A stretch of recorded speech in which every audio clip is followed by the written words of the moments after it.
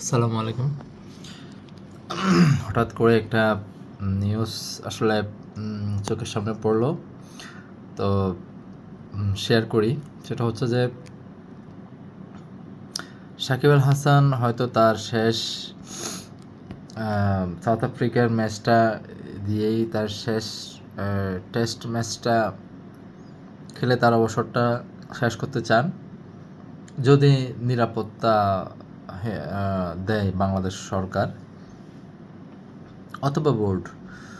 তো বোর্ড কর্তৃক আজকের নিউজটা নিশ্চয়ই অনেকে জানেন যে বোর্ড কর্তৃক সরাসরি আসলে কোনো আসলে একটা নিয়ম নাই যে বোর্ড কর্তৃক কোনো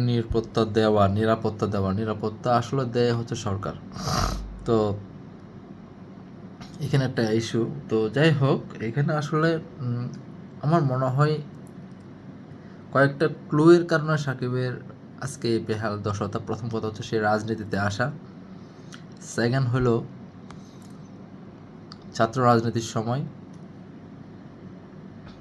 অভ্যুত্থানের সময় আপনার হচ্ছে যে প্রচুর পরিমাণ আপনার যারা স্টুডেন্ট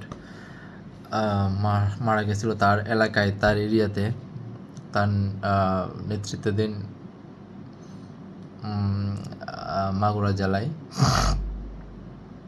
ওই সময় খুব সম্ভবত তার ওয়াইফ সহ সে ট্যুরে গিয়ে তার ফ্যামিলি পিকচার শেয়ার করে, এবং সেটা সে না করলেও তার ওয়াইফ করে। তো যেটা হচ্ছে যে মানুষের অনেক গায়ে লাগে, বাংলাদেশের মানুষের। যাই হোক, সাকিবের মিরপুরে টেস্ট খেলার যে প্রসঙ্গে ফারুক আহমেদ সরাসরি পুলিশ র্যাব ওনাদের হাতে না, সরাসরি এটা না করে দিয়েছেন, এবং বোর্ড থেকে ওনারা কী করতে পারে সেটাই উনি প্রশ্ন রেখেছেন সাংবাদিকদের কাছে। ব্যক্তি মানুষকে তো আর নিরাপত্তা দেওয়ার সামর্থ্য বোর্ডের নেই, আসলে সত্য কথা। এখন বাস্তবতা আসলে অনেক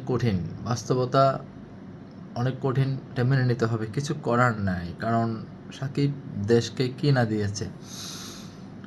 আপনার রাজনীতিতে আসার আগে সে অনেক কেলেঙ্কারিতে, যতই কিছু হোক না কেন, যতই কিছু ঢুকুক না কেন, সে রাজনীতিতে আসার পর তার বিষয়টা অন্যরকম হয়ে দাঁড়ায়। বাট সে দেশের হয়ে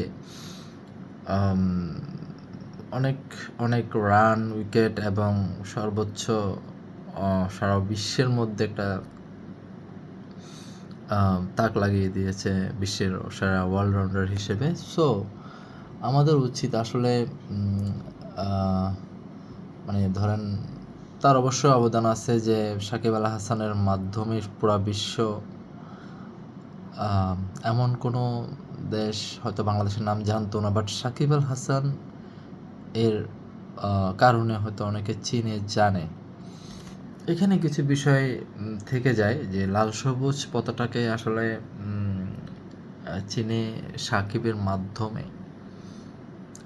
বা সাকিবের কারণে, এটা নাম্বার 1 পয়েন্ট। এবং বিশ্বের মানচিত্রে এক নামে, মানে যাকে সবাই চেনে আর কি। তো তো যে আসলে গণমাধ্যম কর্মীরা সরাসরি কোনো কিছু, আসলে এখন গণমাধ্যমের কিছু নাই এখানে। বোর্ড আসলে সত্য কথা যেটা, বোর্ড আসলে নিরাপত্তা দিতে পারবে না, এটাই সঠিক। এবং সরকার যদি দায়িত্ব নেয়, যেমন সরকার যদি বা উপদেষ্টা মণ্ডলীগণ যদি নিরাপত্তা দেওয়ার বিষয়টা হাতে নেয়, তাহলে হয়তো কোনো প্রবলেম হবে না। তবে এখানে বিবেকের অনেক প্রশ্ন থেকে যায় আর কি। সে দেশের হয়ে খেলেছে, বাট দেশের হয়ে খেললেও শেষ মুহূর্তটা যেন সুন্দর হতো, এই চিন্তাটা তার, মানে শেষটা যেন সুন্দর হয় আর কি। এটা আসলে সাকিবের শেষটা সুন্দরই হতো, বাট কারোই হয় নাই। তারটাও হয় নাই, তারও কপাল খারাপ। মাশরাফির হয় নাই, তামিমের হয় নাই, যদিও এখনো পুরোপুরি অবসর নেয় নাই। আলটিমেটলি মানে Shakib is a selfish man, respective man. সব মিলিয়ে তার ব্যাপারে আসলে অনেক কথা থেকে যায়, ঠিক আছে। তো খুবই খারাপ লাগতেছে, কারণ আসলে আহ, কি বলবো, এটাই আসলে বাস্তবতা। খুবই খারাপ লাগতেছে আসলে সাকিবের বিষয়টা নিয়ে। ধন্যবাদ। আপনারা আসলে বাস্তবতা অনেক কঠিন, এটা মেনে নিতে হবে, কিছু করার নাই।